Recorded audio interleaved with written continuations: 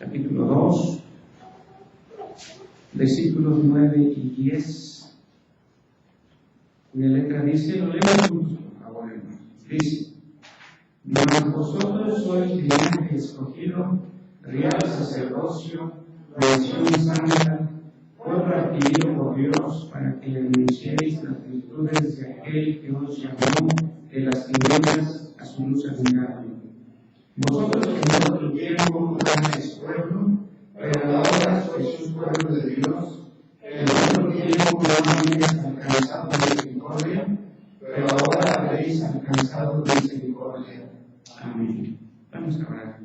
Te damos gracias, Padre nuestro, por el honor de leer lo que los cristianos de los años 40, 50 de la era cristiana recibieron por primera vez como carta.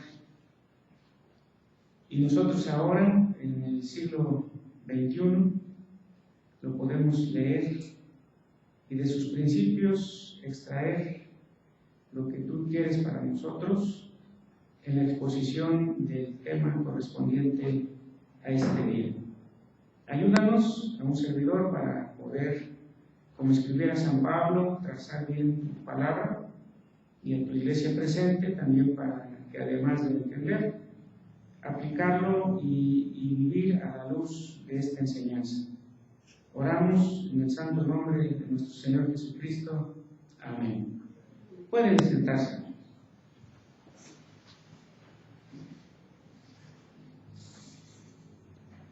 Sabemos que en las iglesias cristianas, particularmente las que surgieron de la Reforma del siglo XVI, celebramos en este mes precisamente los hechos que acontecieron en esos tiempos.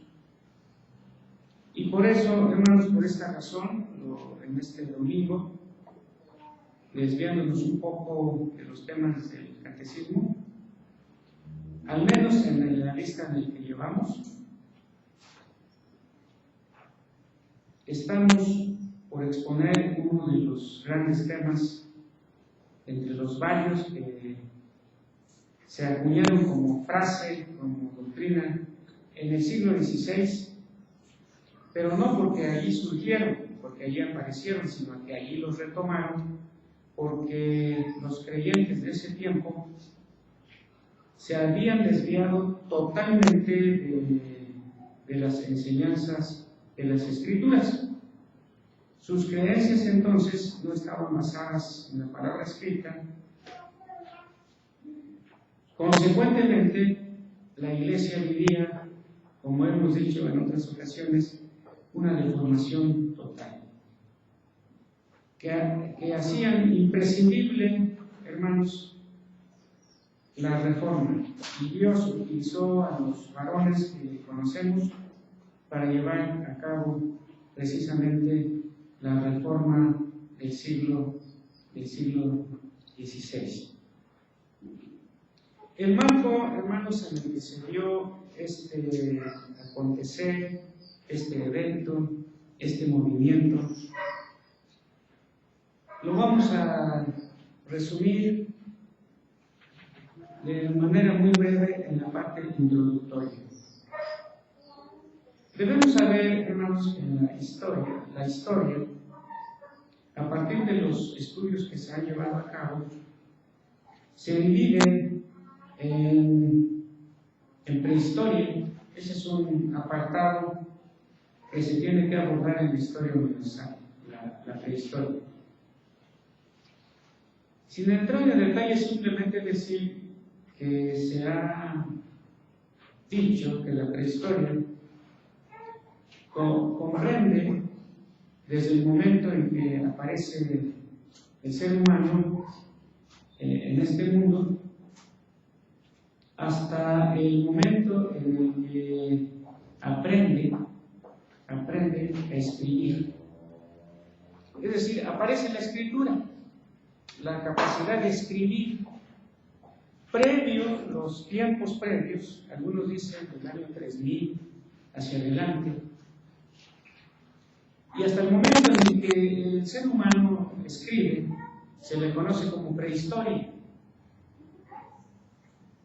La segunda etapa del que he mencionado aparece la capacidad humana de escribir hasta el año 476. Este periodo se le conoce como la historia antigua, es la segunda división de la historia universal. Después aparece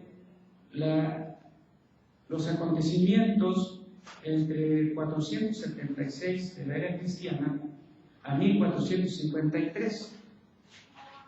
Este periodo se le conoce como la Edad Media. Los acontecimientos son la caída del Imperio Romano de Occidente, 476 a 1453, la caída del Imperio Romano de Oriente.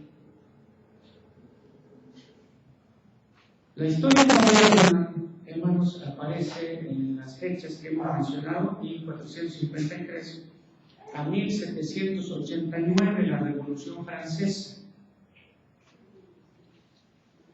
La Revolución Francesa, que inicia en 1789, da pie para la última división, al menos hasta el tiempo actual, conocido como la historia contemporánea. Allí, 1789 a la fecha. Ahora, en este desarrollo de la historia, en perspectiva de las Sagradas Escrituras, hermanos, se desarrolla lo que en términos teológicos se le conoce y se le denomina la historia de la redención. Dios trabaja en la historia para redimir o para traer hacia sí lo que se había perdido. Son tiempos. Y en la historia de la redención, hermanos, que en algún momento hemos explicado, es precisamente la dirección que da Dios respecto a su pueblo, respecto a los suyos, respecto a los que han de ser salvos.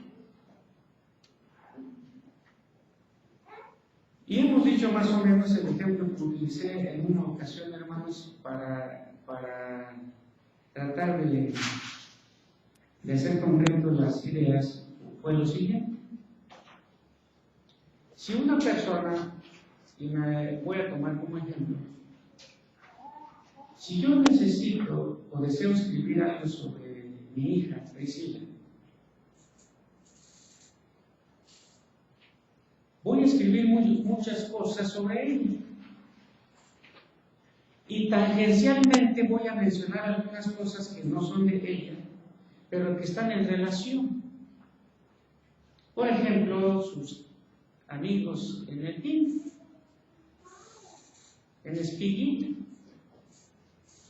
que así se llama su escuela, algunos compañeros de la primaria, de la secundaria, de la prepa, pero tangencialmente, como tocándolos indirectamente, la universidad, etc.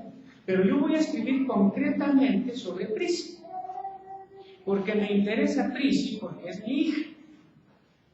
Ahora, en la historia de la redención, algo semejante.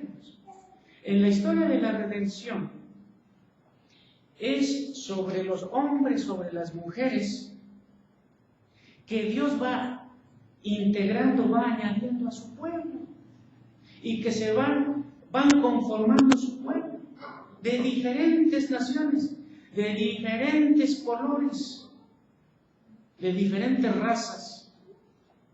Se van integrando, los va integrando a su pueblo. Tangencialmente, va hablando de los pueblos como países, los alemanes, los ingleses, los daneses, los escoceses, los gringos, los mexicanos, etcétera, etcétera. Porque la historia de la redención no va hablando específicamente de esto, porque no es la historia universal. Pero en la historia universal se va desarrollando la historia de la redención. Y uno de los grandes eventos en la historia de la redención fue precisamente lo que conocemos como la Reforma. La Reforma del siglo XVI. Y ustedes saben que la Reforma del siglo XVI surgió en un contexto para proclamar una enseñanza exclusiva de la Reforma, pero que no inició en el siglo XVI, porque la Reforma simplemente fue retomar las enseñanzas de las Sagradas Escrituras que habían sido muy claros en el siglo I, en el siglo II, en el siglo III, pero que en el siglo IV se fue distorsionando. Porque rápidamente, hermano, estoy en la parte introductoria, la historia de la Iglesia, inmerso en la historia universal, se divide de la siguiente manera. La Iglesia Apostólica, año 30 al año 100, por las características que están allí y que no voy a decir, hermanos, porque no estamos en la historia de la Iglesia. Y luego del año 100 al 313 se le conoce como la historia de la Iglesia perseguida, porque los cristianos fueron perseguidos en muchos momentos, pero de manera más acentuada entre los años 100 al 313. Del 313 al 476, este apartado de la Iglesia, de la historia de la Iglesia, se le conoce como la Iglesia imperial. ¿Por qué?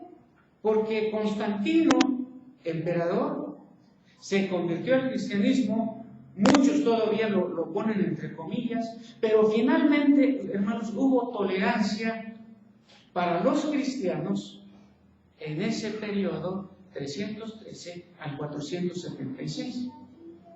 Como que la Iglesia empezó a deformarse. ¿Por qué? Porque el Estado y la Iglesia en algún sentido se hicieron carne y uña. Algunos eclesiásticos querían privilegios en el Estado, en la política diríamos. Y algunos hombres de Estado querían privilegios en la Iglesia. Y se fue deformando. Del 476 a 1453 se le conoce como la historia de la Iglesia medieval, donde adquirió todas las características que le fueron distintivos en el siglo XVI.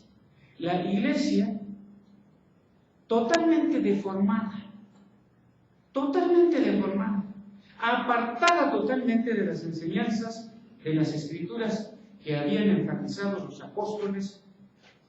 Entre tanto vivieron, y los discípulos de ellos, que algunos voy a mencionar, por ejemplo, Ignacio de Antioquía, Policarpo de Esmirna, Tertuliano, Justino Mártir, Juan Crisóstomo, Ignacio de Antioquía, Clemente de Alejandría, Clemente de Roma, Agustín de Hipona, entre otros, en ese periodo. Cuando ellos murieron, la Iglesia perdió su forma original. Y 53 a 1648, todo este periodo conocido como la historia de la Iglesia de la Reforma. De la Iglesia de la Reforma. Hubo precursores, por ejemplo, como Juan Hus, quemado vivo en 1415. Su maestro, que fue Juan Wycliffe, catedrático en Oxford. Jerónimo Savonarola, por ejemplo, en Florencia, Italia, que también mataron a palos, después lo quemaron, etc. Esos fueron los precursores de la Reforma. Y concretamente, el 31 de octubre de 1517 estalla el movimiento de la Reforma, con toda una serie de detalles previos en la vida del iniciador de la Reforma, que fue Martín Lutero. Clava sus famosas 95 tesis en la Catedral de Wittenberg, y como era catedrático en la universidad de esa misma ciudad, Wittenberg, la Universidad de Wittenberg, entonces cuestionó en su momento, incluyendo la famosa ventas de las indulgencias. Ahora, hermanos,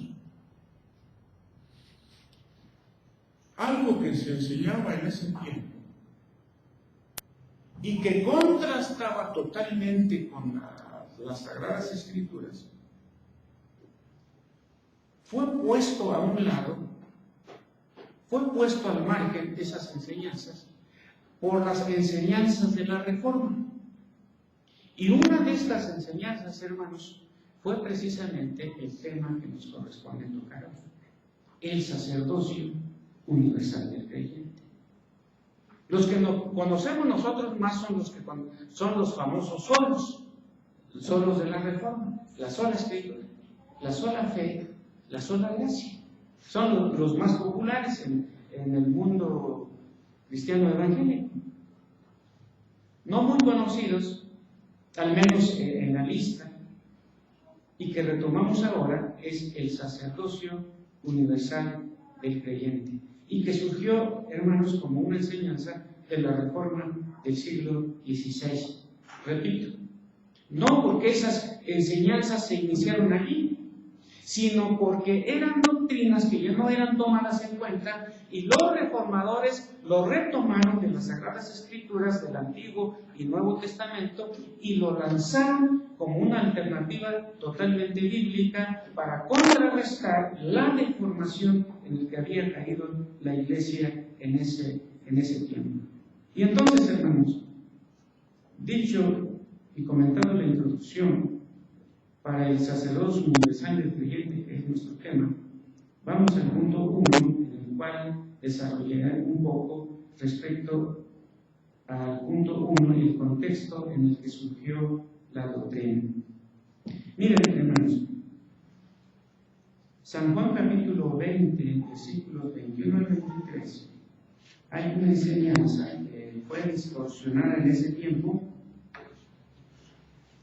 y que a partir de San Juan 20, versículos 21 al 23, que me permitiré leer en voz alta, dice así: San Juan 20, 21 al 23.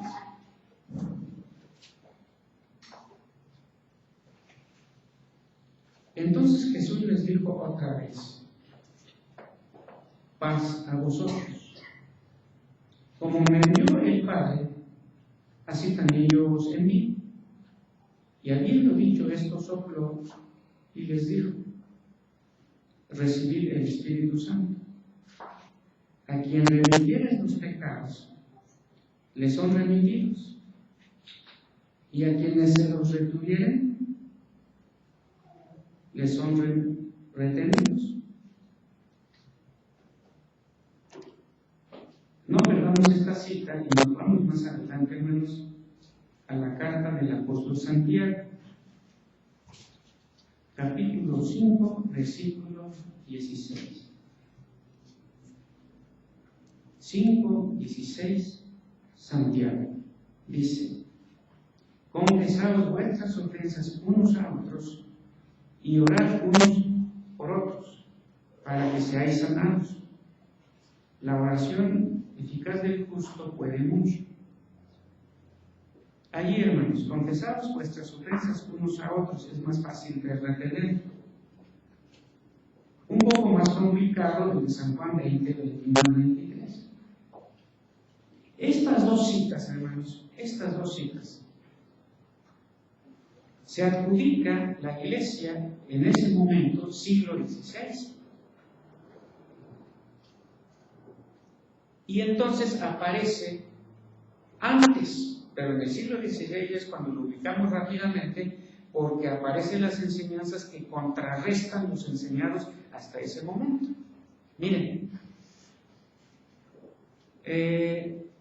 ustedes saben, el primer texto, hermanos, San Juan 20, 21 al 23, es el pasaje donde los actuales papas se basaron para la famosa sucesión apostólica. Es decir, ellos recibieron la sucesión apostólica y son los vicarios de Cristo en la tierra según el momento en el que le compete ejercer su oficio el Papa en turno. Y lo que nosotros, o lo que la Biblia enseña, en primer lugar, no hay ningún Papa. La Biblia no habla de ningún líder supremo en la Iglesia. Todos son conciertos. Ahora, lo que nosotros sí podemos decir a la luz de las Sagradas Escrituras, hermanos, ¿cuál fue el papel de los apóstoles? Hechos 1:8.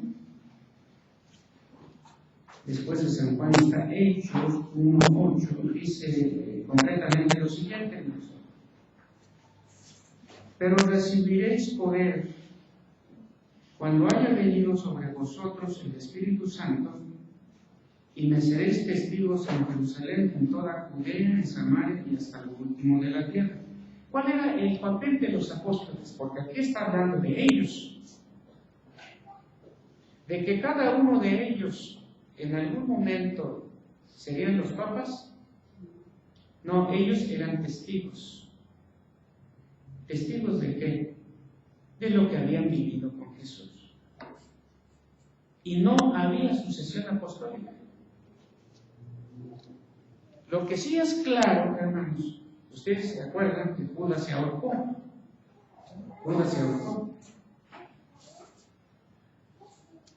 Y eso lo dicen los discípulos de Jesús en Hechos que estamos leyendo. Y dice en el versículo 16 de Hechos 1, alguien debería sustituir al que se había ahorcado. Y en el 16 dice, varones hermanos, el que está hablando aquí es el apóstol Pedro. Varones hermanos, era necesario que se cumpliese la Escritura. El Santo habló antes por boca de David acerca de Judas, que fue guía de los que prendieron a Jesús. Y era contado con nosotros, es decir, era uno de los 12, y tenía parte en este ministerio. Pues, con el salario de su iniquidad adquirió un campo. Acuérdense que vendió a Jesús en 30 monedas de plata. Y cayendo de cabeza, es una figura literaria, se reventó por la mitad y todas sus entrañas se derramaron.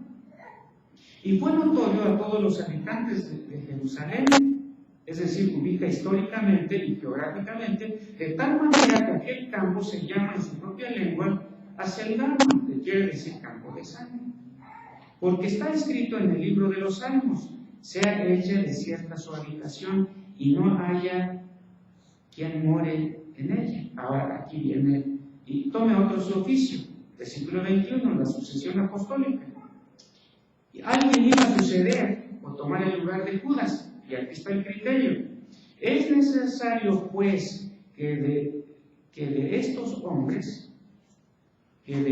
hombres que han estado junto con nosotros todo el tiempo que el Señor Jesús entraba y salía entre nosotros. Y comenzando desde el bautismo de Juan hasta el día en que entre nosotros fue recibido arriba, San Mateo 28, sea uno hecho testigo entre nosotros. ¿Testigo de quién? De su resurrección. Y señalaron a 2, José llamado Barsabás, que tenía por sobrenombre Justo, y Matías. Ahora, la sucesión apostólica, ¿cuál era el perfil que debía reunir el que quisiera sustituir a Judas? Porque en eso estaban tratando. En primer lugar, que haya salido y entrado con nosotros, y que haya sido testigo de la resurrección de Jesús. Inclusive en teología, hermanos, si lo saben, qué bueno, si no, lo tomamos ahora. En teología sistemática, el doctor Luis Berco, cuando habla de los oficiales de la Iglesia y concretamente de los apóstoles, les llama oficios extraordinarios. Terminando la vida de los apóstoles, todos los demás ya no podrían ser apóstoles al estilo de ellos, porque el que sustituyó a Judas tenía que haber salido y entrado con ellos. Era una forma de decir, alguien que hubiera conocido a Jesús totalmente, porque acuérdense que los discípulos, aunque de manera más reducida, los 12, pero el término discípulo era para todos los seguidores de Jesús, aunque había concretamente 12. Uno se ahorcó. Debería haber un varón entre esos discípulos conglomerados que tomara el lugar del suicidado. Entonces, en lo sucesivo, ¿hay apóstoles al estilo de Jesús? No, ya no hay. Entonces la sucesión apostólica fue inventada. Ahora, hermanos, en la iglesia de aquel tiempo, siglo XVI, como en la iglesia de ahora, que se quedó con las características de la iglesia del siglo XVI, pero que estaba totalmente deformada, la salvación, hablar de la doctrina de la salvación, acuérdense que a Jesús en las Escrituras se le da ese nombre y concretamente se dice, y llamará su nombre Jesús porque Él salvará a su pueblo de sus pecados. Ahora, ¿cómo se salva el hombre de sus pecados? En la enseñanza del siglo XVI, en la iglesia totalmente deformada. El ordo salutis, o el orden de la salvación. 1, bautizo o bautismo. 2, confirmación. 3, confesión auricular. 4, penitencia. 5, Eucaristía. 6, sagrado matrimonio como un sacramento. 7, los santos óleos.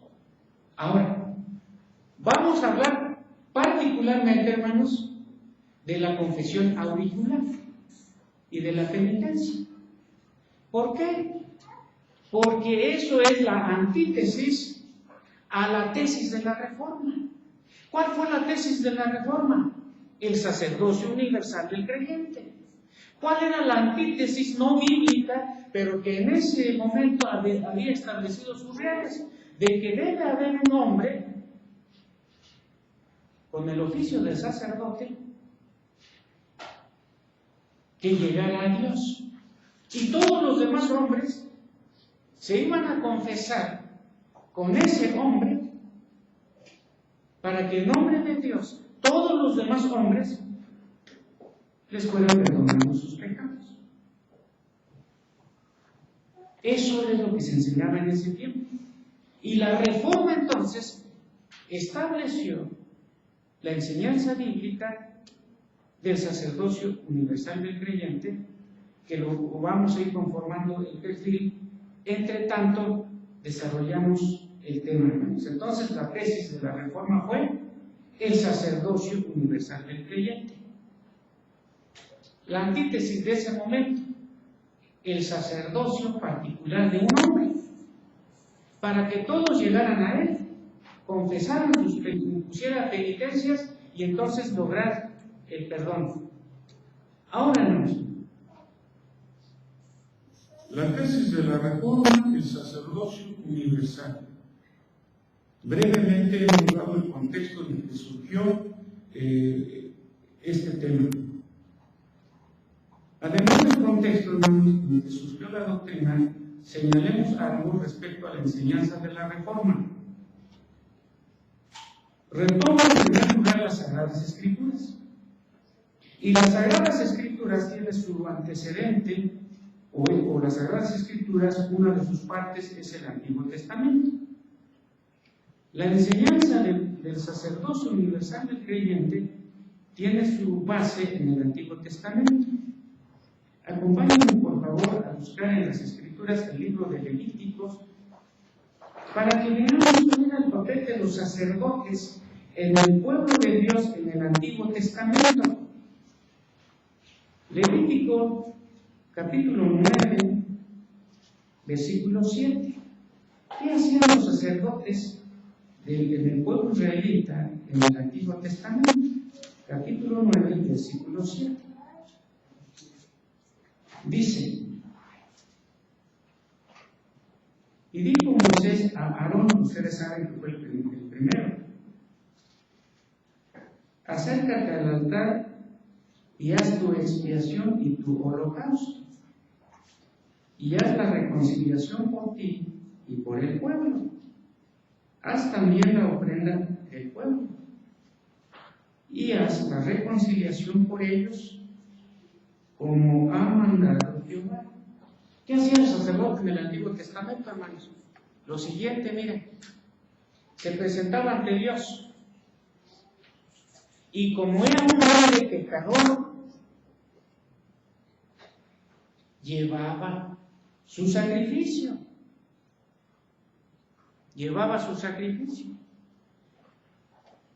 Ceremonialmente era el que tenía acceso a Dios, pero ofrecía sacrificios por su propio pecado. Y luego, ¿qué le mandaba a Dios a través de Moisés? Haz la reconciliación por ellos, por el pueblo. Y ofrecía otro sacrificio. Holocausto era lo que hacía el sacerdote. Presentaba esas ofrendas. Fíjense, los primeros 3 versículos del capítulo. Moisés llamó a Aarón en el día 8, dice, y a sus hijos, que eran los sacerdotes. Acuérdense, hermanos, que la tribu de Leví, de las 12 tribus del pueblo de Israel, la tribu de Leví era la de los sacerdotes.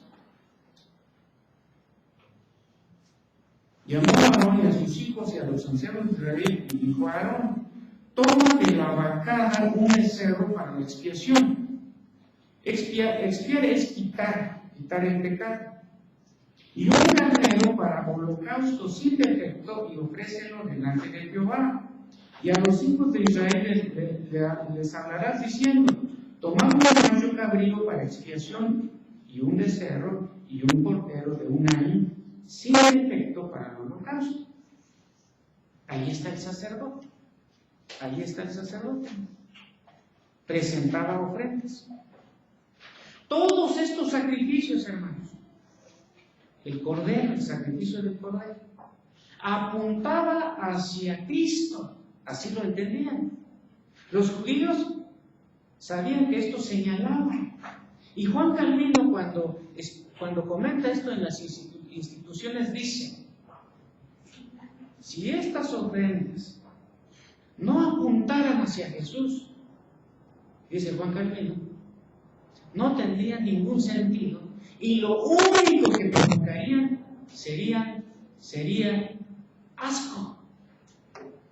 Porque una ofrenda aquí, otra ofrenda allá, una ofrenda acullá, muchos animalitos, porque muchos llegaban para expiar sus pecados y era un matadero. Y entonces, ¿qué es lo que había? Una peste.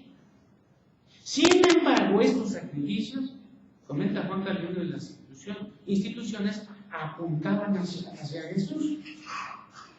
Ahora, ¿por qué dice esto, Juan Calvino?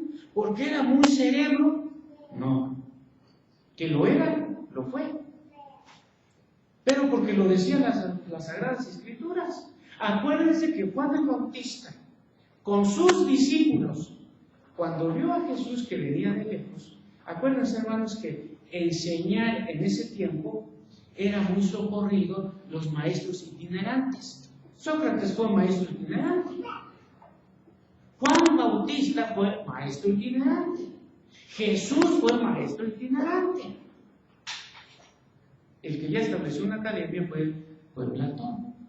Pero hablamos, ¿por qué Juan el Bautista dice, he aquí el Cordero de Dios que quita el pecado del mundo? Porque tiene la figura del Antiguo Testamento. Entonces, hermanos, las escrituras del Antiguo Testamento nos dice algo del papel del sacerdote. Ahora, en el Nuevo Testamento hay un desarrollo mucho más pleno.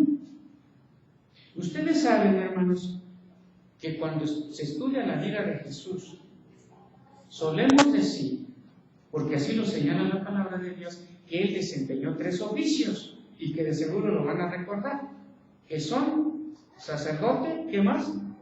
Profeta y rey. Son los 3 oficios. Ahora, no vamos a entrar a ninguno de estos de manera amplia, vamos a citar de manera sucinta, de manera muy resumida, a Jesús como sacerdote.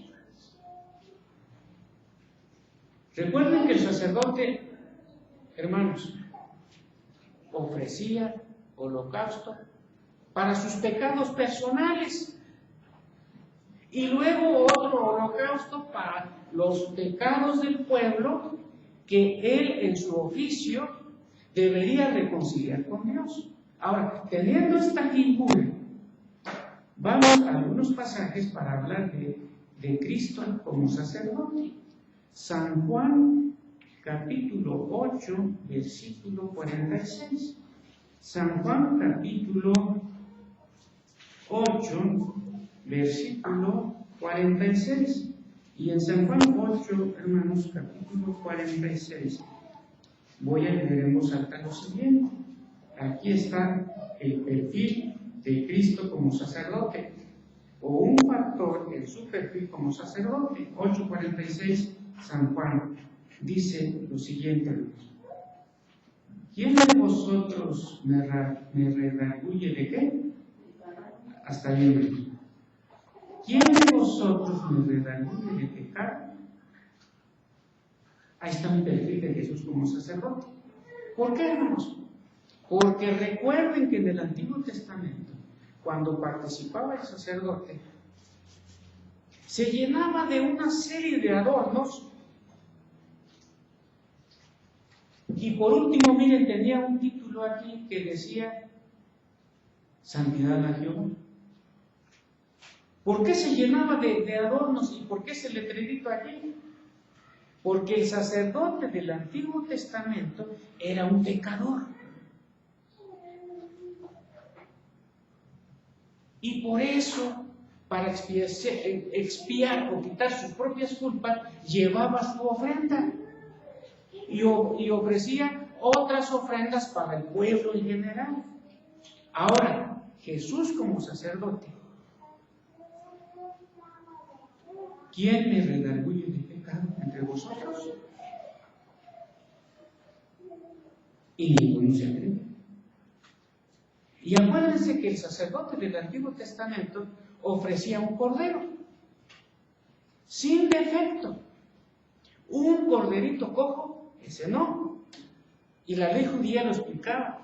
Ahora fíjense, ¿quién me redarguye de pecado? Mateo 26, 28. Vamos a este evangelio para ver otro perfil del sacerdote o de Jesús en su oficio sacerdotal. En el 26, 28, San Mateo 26, versículo 28, dice lo siguiente: cuando establece lo que conocemos ahora como la Santa Cena, tomando el vino, en el versículo 28 dice: porque esto es mi sangre del nuevo pacto, que por muchos es derramada para remisión de pecados. Él, como sacerdote, es víctima a la vez. Es decir, como sacerdote va a ofrecer sacrificio, pero no va a ofrecer el sacrificio de ningún animalito, ni por sus pecados, porque ¿quién me redarguye de pecado? Y nadie. Pero a la vez se ofrece él mismo como víctima, como cordero. Ahora, el autor de Hebreos, mucho más adelante, les voy a pedir, hermanos, que por favor me acompañen en la búsqueda de este capítulo, Hebreos capítulo 7, establece claramente la diferencia entre el sacerdote del Antiguo Testamento y el sacerdote del Nuevo Testamento, específicamente Cristo. En Hebreos capítulo 7, versículos 23 al 27, hermanos, fíjense, leemos lo siguiente. Hebreos 7, capítulo 7, versículos 23 al 27. Y los otros sacerdotes, dice el autor de Hebreos, ¿y cuáles son los otros sacerdotes? Los sacerdotes que todos los judíos conocían. Y los otros sacerdotes llegaron a ser muchos. ¿Por qué? Debido a que por la muerte no podían continuar. Mas refiriéndose a Cristo, versículo 24, mas por cuanto permanece para siempre, tiene un sacerdocio ¿qué? Inmutable. Por lo cual puede también salvar perpetuamente a los que por él se acercan ¿a quién? A Dios. Viviendo siempre para interceder por ellos. Porque tal sumo sacerdote nos convenía, santo, inocente, sin mancha, apartado de los pecadores y hecho más sublime que los cielos. Versículo 27. No tenía necesidad cada día, como aquellos sumos sacerdotes, de ofrecer primero sacrificio por sus propios pecados y luego por los del pueblo. Porque esto lo hizo una vez y para siempre, ofreciéndose a sí mismo. En resumen, hermanos, Jesús como sacerdote ofrece sacrificio. ¿Y qué es la víctima que lleva? Él mismo. ¿Por sus pecados? No, por los pecados del pueblo. Y se ofrece una vez y para siempre. Y dice claramente en el versículo 25, hermanos, por lo cual también puede salvar perpetuamente a los que por él se acercan a Dios. No un sacerdote de oficio actual. ¿Por qué? Porque Jesús comprendió, reunió, en él convergieron los oficios de sacerdote del Antiguo Testamento. Y por eso, fíjense, hermanos, lo que dice Efesios 4, los oficios que hay en la iglesia, Efesios 4, ya no aparece el oficio de sacerdote. Efesios 4, versículo 11, estos son los oficios que hay en las iglesias, o debe haber en la iglesia. Y él mismo constituyó, se refiere a Cristo, San Pablo está refiriéndose a Cristo, y él mismo constituyó a unos apóstoles, a otros profetas, a otros evangelistas, a otros pastores, ¿y qué más? Maestros. Desapareció el oficio de sacerdote porque Cristo vino a sustituir con su muerte el sacerdocio del Antiguo Testamento. Ahora, el creyente necesita a un sacerdote para acercarse a Dios, dice Hebreos, hermanos, en el versículo 25, por lo cual también puede salvar perpetuamente a los que por él se acercan a Dios. Juan, Virgilio, Esther, Trisi, Bernardo, Camilo, Eli, los nombres, hermanos, acercarnos a Dios en Cristo. Y cuando nosotros nos acercamos a Dios, por eso se habla del sacerdocio universal del creyente. Porque uno se puede acercar directamente. Pero estamos hablando de Cristo como sacerdote. Ahora, hablemos un poco, hermanos, del sacerdocio del creyente. En Santiago 2, 9 y 10 se está refiriendo a todos los que integran la iglesia, a todos los creyentes, y Santiago señala concretamente en el 2, 9 y 10.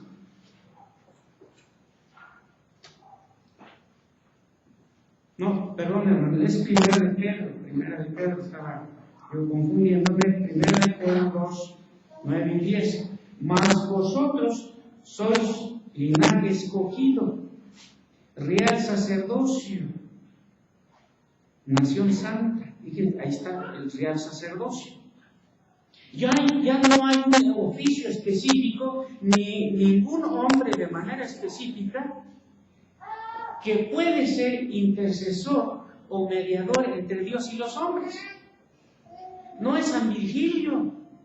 Y lo que debe enseñar el ministro de la iglesia es que para acercarte a Dios no me necesitas a mí. Lo que necesitas es a Cristo. Porque Él mismo enseñó: yo soy el camino, la verdad y la vida. Nadie viene al Padre sino por mí.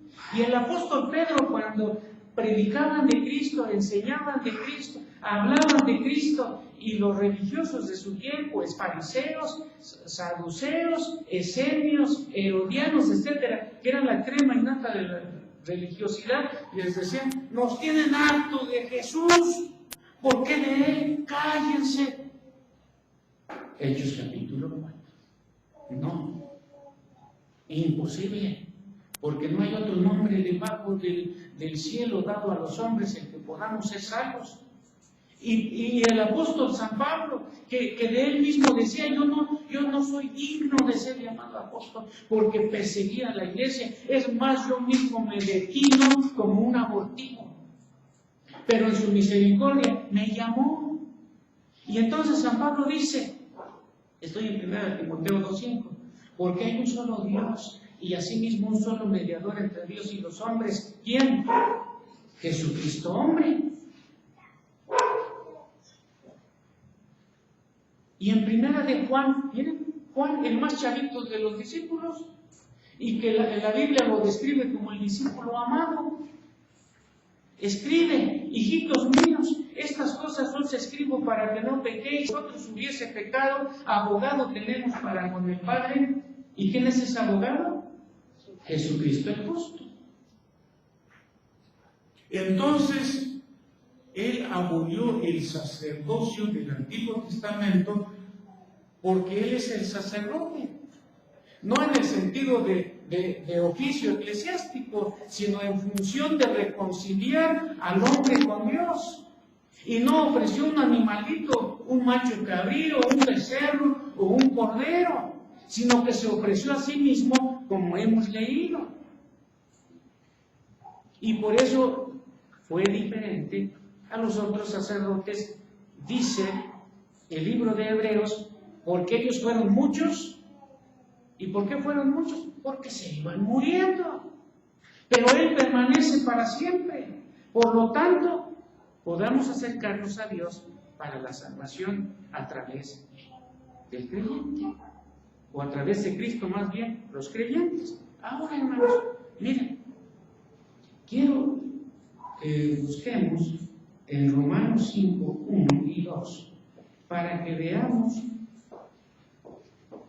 que el sacerdocio universal del creyente también se debe entender en este privilegio que Dios concede al creyente en Cristo en el 5, 1 y 2. Miren, justificados pues por la fe tenemos paz para con Dios por medio de nuestro Señor Jesucristo, que es el nuevo sacerdote, por decir, en el lenguaje de Hebreos. Ahora, el creyente, hablando de Cristo, dice en el versículo 2, por quien también tenemos entrada por la fe a esta gracia.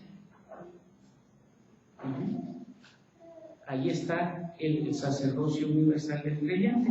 Ya tenemos entrada.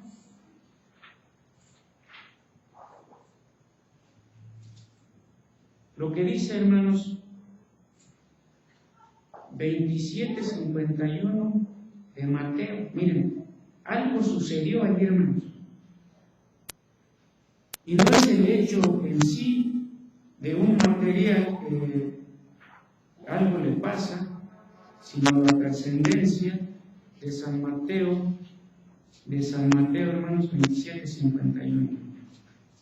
En la muerte de Jesús, en el 51, San Mateo, que fue discípulo de Jesús, dice en el 51, y he aquí, cuando Jesús murió, y he aquí, ¿qué pasó en el templo, hermanos? El velo del templo se rasgó en dos. Ahora, ¿qué trascendencia tiene, hermanos, que el velo del templo se haya rasgado? Si nada más era señalar que se rasgó el velo. Recuerden ustedes, hermanos, el templo judío tenía estas tres divisiones. De aquí hacia acá había un velo, porque este era el lugar santísimo. Ahora vamos a imaginar, hermanos, del micrófono hacia la entrada era el lugar santo. Y ahí es donde estaban los sacerdotes judíos, y cuando llegaban los creyentes judíos, llevaban su animalito y había una mesa de los sacrificios. Y más en la entrada estaba el atrio, la gente. El sacerdote entonces hacía la expiación sacrificando animales. Ahora, de este lugar hacia acá, en el templo judío se llamaba el lugar santísimo. ¿Quién entraba allí, hermanos? ¿Se acuerdan? Los sumos sacerdotes. ¿Cuántas veces? Una vez al año. Ahora, cuando Jesús murió, dice Mateo que era judío y era recaudador de rentas, y Jesús lo llamó, que el velo del templo se rasgó. ¿Y por qué señala Mateo? Nada más porque el templo, la cortinota se rasgó. Hermanos, porque tenía un simbolismo espiritual. ¿Y cuál era ese simbolismo? Que por la muerte de Jesús, nosotros podemos acercarnos directamente a Dios. Y cuando el creyente se acerca directamente a Dios, es lo que denominamos el sacerdocio universal del creyente. Ya no necesitamos ninguna persona entre nosotros los mortales, sino solamente aquel que dijo: yo soy el camino, la verdad y la vida, nadie viene al Padre sino por mí. Y los que enseñaron a partir de esta enseñanza clave, dijeron: tenemos un mediador entre Dios y los hombres, Jesucristo hombre. Ese es el sacerdocio universal del creyente. Ahora, hermanos, nosotros también podemos ofrecer sacrificio, pero en el buen sentido. Miren lo que dice, y ustedes conocen lo que dice, y allí estamos nosotros como sacerdotes, y se le denomina el sacerdocio universal. Miren, San Romanos iba a decir, Romanos 12, por favor, versículo 1. Así que, hermanos, os ruego, el que escribe San Pablo, por las misericordias de Dios, que presentéis vuestros cuerpos en sacrificio vivo, santo, agradable a Dios, es vuestro culto racional. ¿Qué es que ese hecho de presentar nuestros cuerpos en sacrificio vivo, hermanos? Ahora ya no como en el Antiguo Testamento, ya no va a llegar ninguno de nosotros con un palomino, por ejemplo, o con un cordero, sino nuestra vida plena. Nosotros,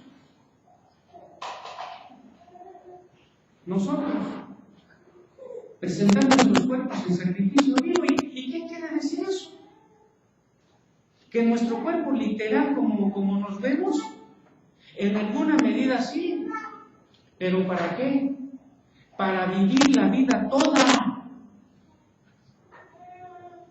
Nosotros fácilmente podemos decir, y en algún sentido, más bien hermanos, en el buen sentido es correcto decir, yo voy al templo a rendir culto a Dios, a adorar a Dios. Pero es un culto ceremonial. ¿Qué significa eso? Que tiene partes. Inclusive nuestro boletín está dividido en esas partes. Ahorita estamos en la parte de la proclamación de la palabra.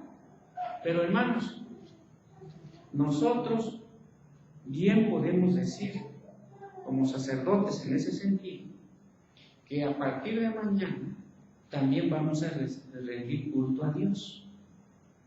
¿A través de qué? Cantando, haciendo oración, levantando ofrendas, etc. No. Sino cada uno de nosotros, hermanos, ofrecer nuestra propia vida. Este estudio, ¿y quiénes son estudiantes aquí? A ver, levanten la mano los estudiantes. Aquí adelante hay dos. ¿Tú no eres estudiante, Jimenita? ¿O tu hermana Belén también? ¿De acá quién? ¿Damaris? Ahora, trabajadores, hermanos, levanten la mano todos los que trabajan en algún lado. Sí, hermano Pati, correctamente. Sí. Cada uno enfrascado en su vida diaria. Ahora, yo como sacerdote, y esto es el contenido del sacerdote universal del creyente. Miren, en la academia, los que son académicos, en la casa, los que llamamos amas de casa, más bien trabajadoras de casa, porque un amo o una ama es la que manda. En cambio, las amas de casa les están mandando. El trabajo de oficina, el trabajo de taller, el trabajo de campo, lo realizo o lo ofrezco como ofrenda a Dios. Y si esto es la visión de nuestra vida, entonces debo avanzar sin transar. ¿Por qué? Porque tengo un oficio sacerdotal en ese sentido. Que presentéis vuestros cuerpos en sacrificio vivo, ofreciendo lo que produce mi vida, lo que hago con mi cuerpo, a Dios. Por eso, si es un matrimonio, yo no me meto con una que no sea mi mujer, porque yo pertenezco a mi mujer. Yo no, si soy policía, yo no voy a morder, porque yo soy sacerdote. En ese sentido, con mi cuerpo ofrezco lo que hago, con mi vida se lo ofrezco a Dios. Este es un sacerdocio difícil, porque la mayoría quiere morder, o la mayoría quiere avanzar transando. En cambio, hay sacerdotes que hacen votos de pobreza y traen sus... Yo que no hago votos de pobreza, hermanos. Pero los que hacen votos de pobreza traen unos carrazos. Entonces mi escuela, niña Jimena, ¿está Eli por ahí? Niña Eli, niña Damaris, yo así aunque está grandota le sigo diciendo niña Damaris, niña Priscila, niño Camilo, niña Belén, niña Pati, no, hermana Pati. Es decir, todos nuestros trabajos, hermanos, eso es lo que hacemos con nuestro cuerpo. Es lo que dice San Pablo, presentad vuestros cuerpos en sacrificio vivo, y eso sí cuesta. Y por eso dice San Pablo, no os conforméis a este siglo, porque este siglo, hermanos, avanza transando, da mordida, ofrece cohecho, tanta corrupción. Pero la corrupción está adentro. Y entonces, hermanos, el sacerdocio del creyente es hacia el mundo, como estoy diciendo en las cosas que he mencionado, pero también es hacia Dios. ¿Por qué? Porque puedo acercarme confiadamente, porque ya tengo acceso a Dios y no dependo de ninguno de ustedes, ni ustedes dependen de mí, sino todos dependemos de Cristo Jesús. Por eso San Pablo, fíjense, hermano, ¿qué hay en el corazón de alguien que decía que era abortivo y que no soy digno, pero me llamó? Cuando dice en Gálatas 2:20, si no mal recuerdo, con Cristo estoy juntamente crucificado, y ya no vivo yo, mas Cristo vive en mí, y lo que ahora vivo en la carne, lo vivo en la fe del Hijo de Dios, el cual me amó y se entregó a sí mismo por mí. Y entonces el cristiano, pues es una maldad. No, es el que vive la totalidad de la vida, la recreación, el amor, la sexualidad, la amistad, el trabajo, etcétera, hermanos. Pero siempre recordando que pertenece a Dios. Ese es el sacerdocio.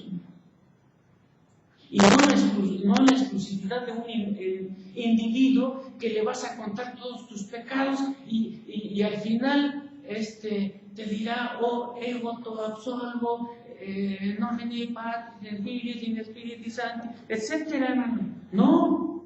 Y que como tú no cumples totalmente lo que Dios demanda, entonces te va a imponer unas penitencias para que lo que tú no puedas cumplir en obediencia activa, de manera pasiva, vas a hacer algún sacrificio a través de las penitencias que te impusieron. Como conclusión puedo decir lo siguiente: la mediación de la Iglesia entre Dios y los hombres fue erradicada en la Reforma del siglo XVI, los que siguieron la Reforma. De la Reforma, la Iglesia tiene un lugar, pero no es necesario que la Iglesia se meta en los diferentes oficios para que entonces dependa de Dios. Lo que Dios demanda de su Iglesia, pero no la Iglesia institucional, sino la Iglesia como organismo, es decir, mañana cada uno de nosotros en donde se encuentre involucrado no deja de ser Iglesia, pero deja de ser Iglesia institucional. Yo estoy en una oficina, estoy en una academia en esta semana que viene, pero ya no estoy como pastor, sino como trabajador en una oficina y como académico en una escuela. Pero no dejo de ser iglesia. No es maestro de escuela dominical allá en la universidad, porque esos cargos nada más es en la iglesia institucional, pero no dejamos de ser iglesia. Pero ya es iglesia como cuerpo de Cristo, no iglesia como institución. Entonces la mediación de la Iglesia entre Dios y los hombres fue erradicada. ¿Y qué enseñó la Reforma? La mediación entre Dios y los hombres no es una institución, es Cristo. Por eso uno de los solos de la Reforma también es solo Cristo, ¿verdad, hermanos? Bien, sola Escritura, sola fe, sola gracia, el sacerdocio universal del creyente y solo Cristo también. Ahora, ¿eso lo inventaron los reformadores? Lo retomaron de aquí. Cristo, como el sumo sacerdote, hermanos, en esta conclusión, tipificado en el Antiguo Testamento, abolió las leyes ceremoniales. Nosotros ya no ofrecemos un chivito, un cordero, un becerro. Fueron abolidos. ¿Por qué? Porque el que se ofreció fue Él. y se ofreció, dice Hebreos 7, 23 al 27 que leímos hace rato, de una sola vez y para siempre. Por eso nosotros no tenemos misa. ¿Qué quiere decir misa? Misae, en latín, sacrificio. Porque en la Iglesia romana, nosotros debemos respetar eso, hermanos, pero no debemos nosotros vivir de acuerdo a eso. Misa, misae, en latín es sacrificio. En cada vez que se participa de la Eucaristía, se está sacrificando a Cristo. Esa es la enseñanza romana. ¿Y qué enseñó la Reforma? No, señores, no sacrificamos a Cristo. Él se ofreció el sacrificio una sola vez y para siempre. Y cada vez que participas de la, como leímos también en San Mateo 27, y este es mi cuerpo, esta es mi sangre, que por vosotros es derramada. Cuando nosotros celebramos la Santa Cena, no lo estamos sacrificando. Estamos recordando a través del símbolo del pan y el vino lo que costó mi salvación. Es un símbolo. Señala la realidad que pasó hace más de 2000 años, pero no lo estamos sacrificando. Siempre he señalado, hermano, ¿esto qué es? Esto es un símbolo, esto es mi matrimonio, ¿no? Mi matrimonio empezó el 5 de agosto del año 2000. Pero apunta a esa realidad. Ahora, hermanos, Jesús derribó la mediación humana, ya sea personal o institucional, estableciendo la comunión directa entre Dios y el hombre. Por eso el velo del templo se rasgó. Y la pared intermedia, dice San Pablo en Efesios capítulo 2, y de ambos pueblos, los gentiles. Acuérdense que en el lenguaje judío, los gentiles eran todos los no judíos. Y en el Talmud, que era un documento de los judíos, un judío de hueso colorado oraba diariamente a Dios con mucha devoción, pero equivocado. Gracias, Señor, porque no soy mujer ni perro. Así decían. ¿Y quién eran los perros? Los gentiles. ¿Y quiénes son los gentiles? Los que no son judíos. Y por eso San Pablo dice, derribó la pared intermedia, y de ambos pueblos, es decir, de todos los gentiles del mundo, con los judíos, hizo uno en Cristo. Y los judíos que no creyeron en Cristo, ni creen en Cristo, pues no son uno. Entonces, hermanos, derribó la mediación humana, ya sea personal o institucional, estableciendo la comunión directa entre Dios y el hombre. Este es el sacerdocio universal del creyente. Por eso, hermanos, todos los que, por ejemplo, mi esposa, un tiempo no era cristiana en el contexto bíblico, ¿quién más? Camilo ahorita está escuchando. Pero cada vez que nosotros oramos, ¿cómo terminamos, hermanos? ¿Cómo concluimos nuestra oración? Te lo pedimos, te lo agradecemos, ¿en nombre de quién? De Cristo. Porque Él es el que sustituyó a todos los ceremoniales del Antiguo Testamento. Y en Cristo nosotros tenemos acceso a Dios sin la mediación de ningún hombre humano. Por eso no confesamos nuestros pecados. Dice Santiago que debemos unos a otros confesar nuestras maldades, o nuestro pecado, o nuestra iniquidad, pero no en el sentido del perdón, porque muchas veces un elemento ético es la confianza. Si tenemos la confianza en alguien, le podemos decir, hermano, hermana, fíjate que la regué, y te lo estoy comentando, hermano, hermana, porque quiero comentarlo con él, para que me ayudes a orar. pero nunca nos acercamos a alguien, fíjate que cometí esto y todo lo demás. Hermano, yo te pido que después de que te he confesado esto, me perdones. ¿Verdad que no lo hacemos? Porque no lo autoriza la palabra. Razón tenían los escribas y fariseos cuando escucharon a Jesús a decir, tus pecados te son perdonados. Y que se desgarran los vestidos, los fariseos, escribas y demás. ¿Quién perdona pecados sino solo Dios? Era verdad. ¿En qué se equivocaban? En que no percibían en Cristo a Dios. Pero Él, ¿por qué perdonaba pecados? Porque es Dios.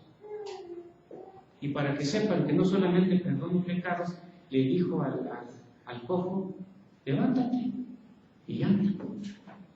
Entonces, hermanos, esta doctrina que estamos nosotros ahora recordando, retomando en nuestro corazón y en nuestra mente, lo retomaron en el siglo XVI como la tesis de Dios sobre la enseñanza bíblica, para poner a un lado la antítesis de la equivocación de que un hombre, de un individuo pecador como cualquiera, sea el mediador entre Dios y los hombres, y que eran los sacerdotes de ese tiempo. Les voy a pedir, hermanos, que nos pongamos de pie y oremos para dar gracias a Dios por lo que hemos recordado, hemos aprendido hoy. Te damos muchas gracias, Padre, porque en Cristo Jesús nos has justificado, como San Pablo escribió en Romanos 5:1, justificados pues por la fe tenemos paz para con Dios por medio de nuestro Señor Jesucristo, porque también tenemos entrada a esta gracia.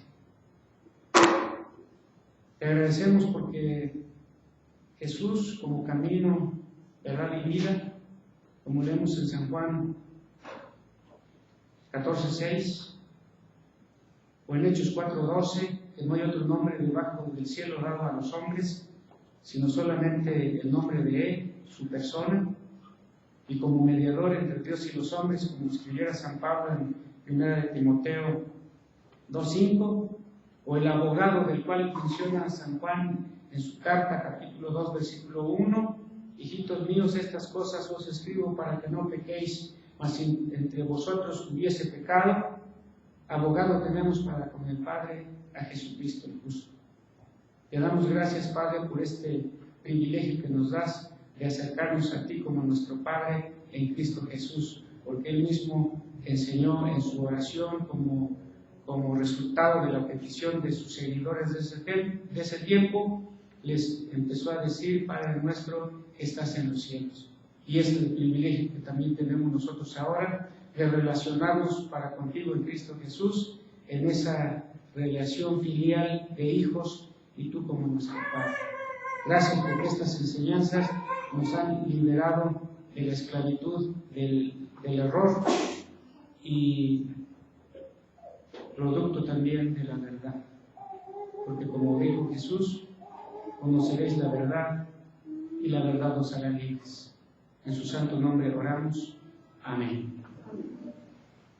Pueden sentarse.